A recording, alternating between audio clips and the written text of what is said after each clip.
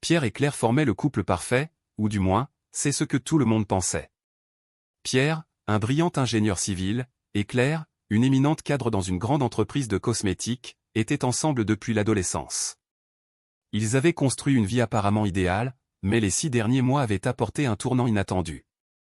Claire avait été choisie pour diriger un projet qui pourrait sauver son entreprise de la faillite, et son dévouement inébranlable à son travail commença à créer une distance entre elle et Pierre. À la veille de la présentation qui définirait l'avenir de Claire et de l'entreprise, Pierre découvrit quelque chose qui allait tout changer.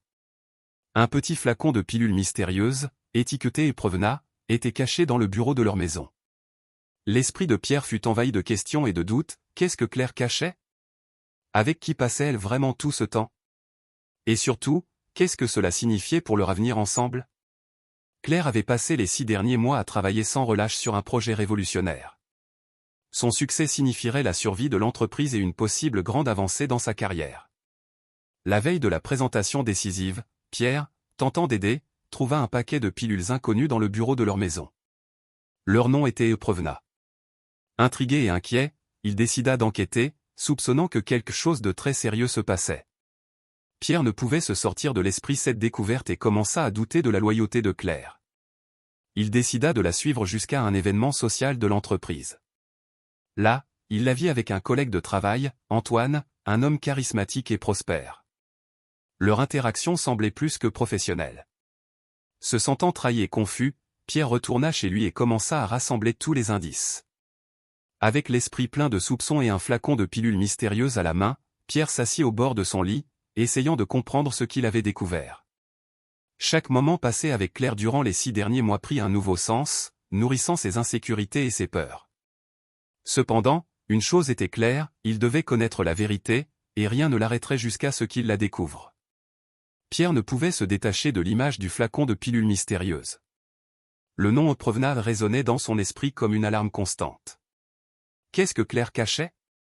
L'intrigue et l'inquiétude le poussèrent à enquêter plus en profondeur, déterminé à percer le mystère. Cette même nuit, alors que Claire était absorbée par son travail dans le bureau de la maison, Pierre prit une décision. Il attendit patiemment qu'elle s'endorme, puis retourna au bureau. Il s'assit au bureau de Claire, alluma la lampe et commença à fouiller méticuleusement chaque recoin. Ses mains tremblaient légèrement en ouvrant chaque tiroir, sachant que ce qu'il cherchait pourrait changer sa vie pour toujours. Après une recherche exhaustive, il trouva une enveloppe cachée dans un compartiment secret du bureau. Il l'ouvrit avec précaution et découvrit une série de documents. Parmi eux, il y avait des rapports médicaux détaillés et une correspondance avec un homme nommé Antoine, le même collègue qu'il avait vu avec Claire à l'événement de l'entreprise. Son cœur battait avec force tandis qu'il lisait, essayant de rassembler les pièces du puzzle. Les rapports médicaux parlaient d'une recherche clinique liée à Eprevna, un nouveau médicament en phase expérimentale. Les documents révélaient que Claire collaborait étroitement avec Antoine sur ce projet, et mentionnait à plusieurs reprises le mot confidentiel. Pierre sentit un nœud dans son estomac. Pourquoi Claire ne lui avait-elle rien dit à ce sujet? Décidé à obtenir des réponses, Pierre confronta Claire le lendemain matin. Il attendit qu'elle ait terminé de se préparer pour le travail et, avec le flacon de pilule en main, la confronta dans la cuisine. « Claire, qu'est-ce que c'est » demanda-t-il d'une voix tendue, levant le flacon pour qu'elle le voie. Claire s'arrêta net, son visage pâlit et ses yeux se remplirent de surprise et de peur. Pierre, commença-t-elle à dire, mais il la coupa. J'ai trouvé les documents, Claire. Je sais que tu as travaillé sur quelque chose en rapport avec ces pilules. Pourquoi ne m'as-tu rien dit? Sa voix se brisa à la fin, reflétant le mélange de douleur et de trahison qu'il ressentait. Claire respira profondément, essayant de se calmer. Pierre, je peux expliquer. Eprevna est un projet très important, mais extrêmement confidentiel.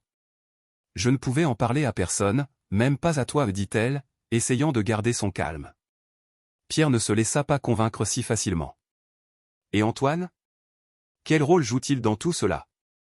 Demanda-t-il, se souvenant de l'image de Claire et Antoine ensemble à l'événement. Claire baissa les yeux, évitant le contact visuel. Antoine est le chef de projet. Nous avons travaillé très étroitement ensemble, mais ce n'est que du travail, Pierre. Il n'y a rien d'autre, assura-t-elle, mais Pierre pouvait sentir qu'il y avait autre chose dans ses paroles. L'ambiance dans la cuisine devint lourde et silencieuse. Pierre ne savait plus quoi penser, son esprit était rempli de doutes et de méfiance. Il décida qu'il avait besoin de temps pour réfléchir à tout cela. Claire, j'ai besoin de temps pour réfléchir. Je vais rester chez un ami pendant quelques jours, annonça-t-il, prenant sa veste et se dirigeant vers la porte. Claire tenta de le retenir, mais elle savait qu'elle ne pouvait rien faire à ce moment-là. Elle le vit partir, se sentant impuissante et seule. Dans les jours qui suivirent, Pierre resta chez son ami, essayant de clarifier ses pensées. Cependant, les soupçons et l'insécurité le consumaient. Il décida de continuer à enquêter par lui-même, déterminé à découvrir la vérité sur Provenade et le véritable rôle d'Antoine dans la vie de Claire. La situation devenait de plus en plus tendue chaque jour. Pierre découvrit plus de détails sur la relation professionnelle et personnelle entre Claire et Antoine, ce qui ne faisait qu'augmenter ses soupçons. Les pièces du puzzle semblaient s'assembler d'une manière qu'il ne voulait pas accepter. Claire, de son côté, luttait pour garder son calme au travail tandis que sa vie personnelle s'effondrait. Elle savait que sa relation avec Pierre était en danger, mais le projet Provenade était crucial et elle ne pouvait se permettre d'échouer. La tension entre eux atteignit son apogée la veille de la présentation finale du projet. Pierre, incapable de supporter plus longtemps l'incertitude, décida d'assister à la présentation, déterminé à affronter Claire et Antoine en personne et à découvrir la vérité une fois pour toutes. La nuit de la présentation était arrivée. Pierre, déterminé à affronter Claire et Antoine, se rendit à l'événement avec un mélange d'anxiété et de détermination. Il entra dans la salle de conférence élégante de l'hôtel où la présentation devait avoir lieu. La foule était absorbée par des conversations et des rires, sans soupçonner le drame qui se déroulait à l'intérieur de Pierre. Pierre chercha Claire parmi la foule. Il la trouva debout aux côtés d'Antoine, tous deux discutant avec animation avec d'autres collègues. Leur proximité et leur complicité apparente déclenchèrent une étincelle de jalousie en Pierre. Il décida de s'approcher, peu importaient les conséquences. « Claire, nous devons parler » dit-il fermement, interrompant la conversation. Claire et Antoine se tournèrent vers lui, surpris. Claire tenta de garder son calme, mais la tension était évidente sur son visage. « Pierre, ce n'est ni le moment ni l'endroit » répondit-elle, essayant de le dissuader. « Ça m'est égal, Claire. » « Cela ne peut pas attendre » insista Pierre, ignorant les regards curieux des autres. Antoine intervint, tentant d'apaiser la situation. « Pierre, nous pouvons en parler après la présentation. C'est un moment crucial pour nous tous » dit-il d'un ton conciliant. « Non, Antoine. Nous le ferons maintenant » répliqua Pierre, sa voix pleine de résolution. Claire, sachant qu'elle n'avait pas le choix, acquiesça et le conduisit dans une salle privée voisine. Antoine les suivit, inquiet de l'évolution de la situation. Une fois à l'intérieur, la porte se referma derrière eux, et Pierre ne perdit pas de temps. « Que se passe-t-il entre vous » demanda-t-il directement, ses yeux fixés sur Claire. Claire prit une grande inspiration, essayant de se calmer. « Pierre, il n'y a rien de plus qu'une relation professionnelle. Antoine et moi avons travaillé sur le projet Provenade, et c'est extrêmement confidentiel. Je ne pouvais rien te dire pour des raisons légales et éthiques, expliqua-t-elle sérieusement. Pierre, cependant, n'était pas convaincu. Et qu'en est-il des réunions nocturnes et des conversations privées ? Que suis-je censé penser en voyant cela ? Demanda-t-il, sa voix pleine de douleur et de méfiance. Antoine fit un pas en avant, essayant de clarifier les choses. Pierre, je comprends que cela puisse sembler suspect, mais je t'assure que tout est strictement professionnel. Claire et moi avons été sous une énorme pression pour mener à bien ce projet. Rien de plus, dit-il avec sincérité. Pierre les regarda tous les deux, cherchant un signe de tromperie, mais il ne vit que de la fatigue et du stress sur leur visage. Finalement, il décida qu'il avait besoin de preuves plus concrètes pour accuser Claire d'infidélité. Très bien. Si c'est vraiment le cas, alors prouvez-le.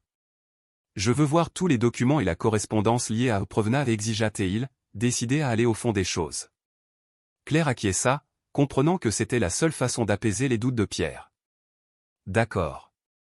Je te montrerai tout après la présentation. Mais maintenant, s'il te plaît, laisse-nous finir cela. C'est crucial pour ma carrière et pour l'entreprise, demanda-t-elle, sa voix implorante. Pierre accepta à contre-ségur et sortit de la salle, les laissant retourner à la conférence.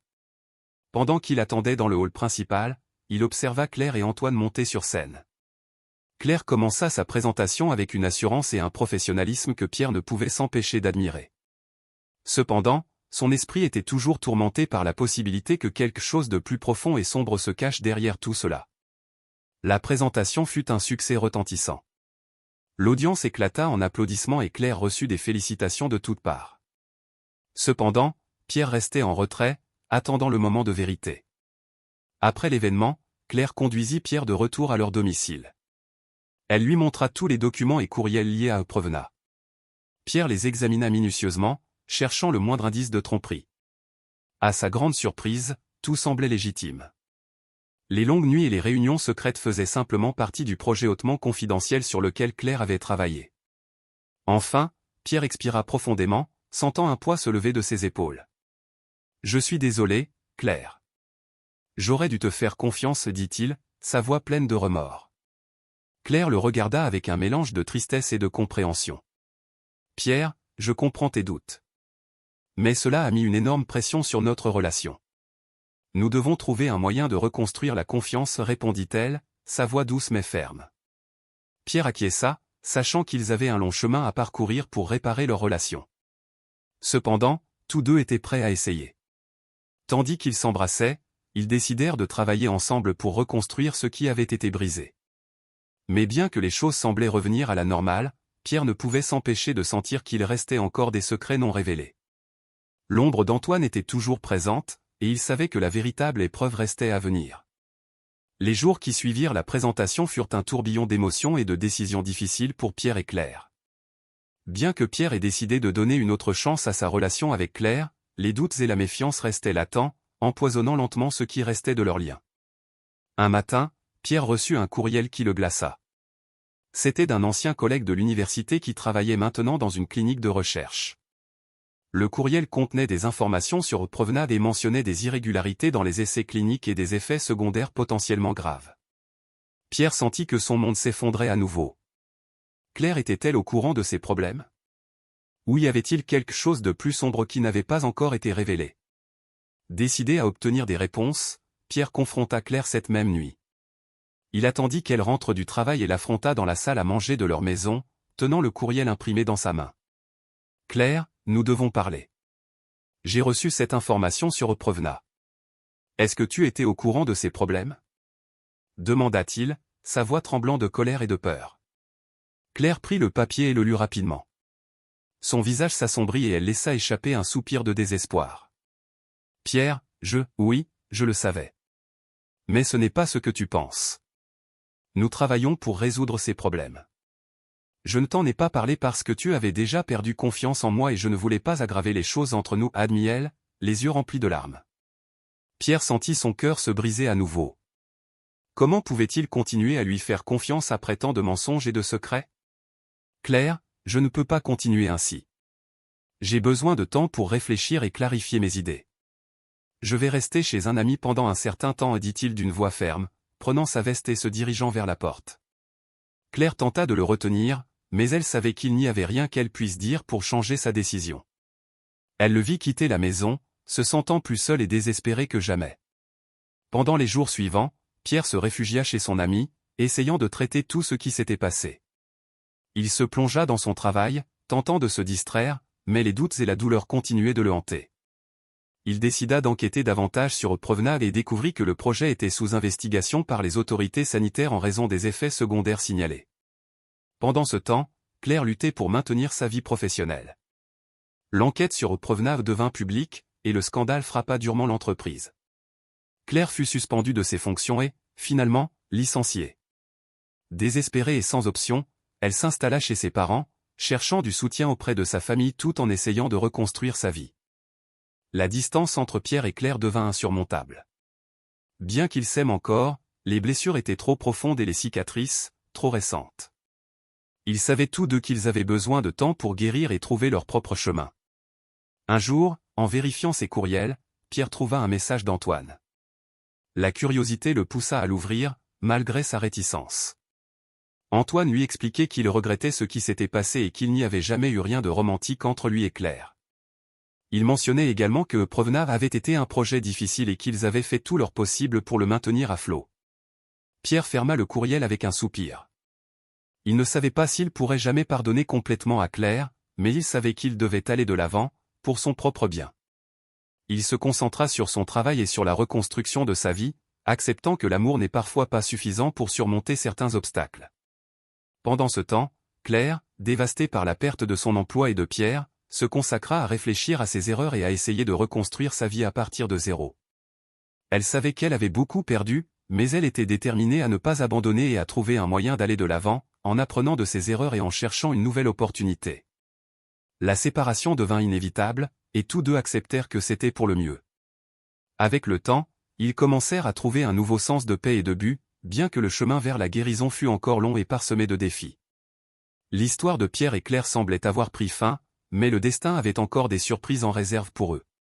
Ce qu'ils ne savaient pas, c'est que la rencontre avec une personne du passé apporterait de nouvelles révélations et des défis qui mettraient à l'épreuve tout ce qu'ils croyaient savoir sur l'amour, la loyauté et le pardon. 1 an s'était écoulé depuis la séparation de Pierre et Claire. Pierre avait réussi à reconstruire sa vie, se concentrant sur son travail et trouvant une nouvelle paix intérieure. Cependant, le destin avait une dernière carte dans sa manche qui allait tout changer une fois de plus. Un jour, en se promenant dans le parc, Pierre fut abordé par une femme inconnue. « Pierre » demanda-t-elle, avec un mélange de timidité et d'urgence dans sa voix. « Oui, c'est moi. »« Nous connaissons-nous » répondit-il, surpris. « Mon nom est Sophie. »« J'ai besoin de te parler de quelque chose de très important, dit-elle, son visage reflétant une profonde inquiétude. Pierre l'invita à s'asseoir sur un banc proche, intrigué par ce qu'elle avait à dire. « Pierre, mon frère Lucas est gravement malade. Il a besoin d'une greffe de moelle osseuse en urgence. J'ai découvert que Lucas est le fils biologique de Claire, d'une relation antérieure qu'elle a eue, expliqua Sophie, sans détour. » L'impact de ces paroles laissa Pierre sans voix. Il ne pouvait pas croire ce qu'il entendait. « Claire a un fils et ne me l'a jamais dit » demanda-t-il, essayant de traiter l'information. Sophie acquiesça, comprenant l'incrédulité de Pierre. Claire l'a gardé secret pour des raisons personnelles. Mais maintenant, son fils a besoin d'aide et j'ai pensé que peut-être tu pourrais lui parler et la convaincre de nous aider à trouver le bon donneur, dit Sophie, ses yeux remplis d'espoir. Pierre ressentit un mélange d'émotions. La révélation de ce secret le frappa profondément, mais éveilla également en lui un sentiment d'urgence et de compassion. Il décida que, malgré tout, il devait aider. « Sophie, je ferai ce que je peux. As-tu le contact de Claire » demanda-t-il, décidé à affronter cette nouvelle réalité. Sophie lui fournit les informations et Pierre ne perdit pas de temps pour appeler Claire. La voix de celle-ci à l'autre bout du fil était distante, mais reconnaissable. « Claire, nous devons parler. » C'est à propos de Lucas, dit Pierre, et le silence à l'autre bout était palpable. Pierre, d'accord. Nous pouvons nous retrouver au café habituel, répondit Claire, sa voix tremblant. Quelques heures plus tard, ils se retrouvèrent dans le café où ils avaient l'habitude d'aller ensemble. La tension était palpable, mais tous deux savaient que la situation était critique. « Claire, pourquoi ne m'as-tu jamais dit que tu avais un fils » demanda Pierre, essayant de rester calme. Claire prit une grande inspiration avant de répondre. « Pierre, c'était une décision que j'ai prise avant de te connaître. C'était une relation compliquée et quand j'ai découvert que j'étais enceinte, j'ai décidé de garder le secret pour protéger Lucas. Mais maintenant, s'il est en danger, je ferai tout ce qui est nécessaire pour l'aider, dit-elle, sa voix chargée d'émotion. Pierre la regarda dans les yeux et vit la sincérité en eux. Ils décidèrent ensemble de contacter Antoine, qui se révéla être le père biologique de Lucas. La conversation avec lui fut difficile et émotionnelle, mais finalement, Antoine accepta de se soumettre au test pour la greffe. Le jour de la greffe arriva et la tension à l'hôpital était palpable. Lucas était pâle mais plein d'espoir, entouré de sa mère, de Pierre et de Sophie. Antoine, bien que nerveux, se montra déterminé à aider son fils. « Tout va bien se passer, Lucas, dit Pierre, prenant la main de l'enfant. La procédure fut un succès. La récupération de Lucas fut lente mais constante, et chaque jour qui passait, le lien entre Pierre et Claire se renforçait à nouveau. Ils avaient traversé tant de choses, et bien que le chemin ait été douloureux, l'expérience leur avait appris la véritable signification de la famille et du pardon. 1 an après la greffe, Pierre et Claire décidèrent qu'il était temps de reconstruire leur relation. Ils emménagèrent ensemble dans une nouvelle maison, cette fois avec Lucas comme membre de leur famille. Bien que le passé reste une ombre, ils savaient tous deux qu'ils avaient trouvé une nouvelle chance d'être heureux. « Pierre, merci d'être là, de ne jamais avoir abandonné, dit Claire, le serrant fort dans ses bras. Je serai toujours là, Claire. Nous avons appris que l'amour et la famille sont les choses les plus importantes, répondit-il, en l'embrassant doucement. Et ainsi, malgré les épreuves et les tribulations, Pierre, Claire et Lucas trouvèrent leur chemin vers un nouveau départ, unis par l'amour, la compassion et l'espoir d'un avenir meilleur. Avez-vous aimé ces histoires d'amour, de trahison et de rédemption? Abonnez-vous à notre chaîne pour plus de récits passionnants. Votre soutien nous encourage à continuer à partager des histoires incroyables presque tous les jours. À bientôt pour une nouvelle narration palpitante.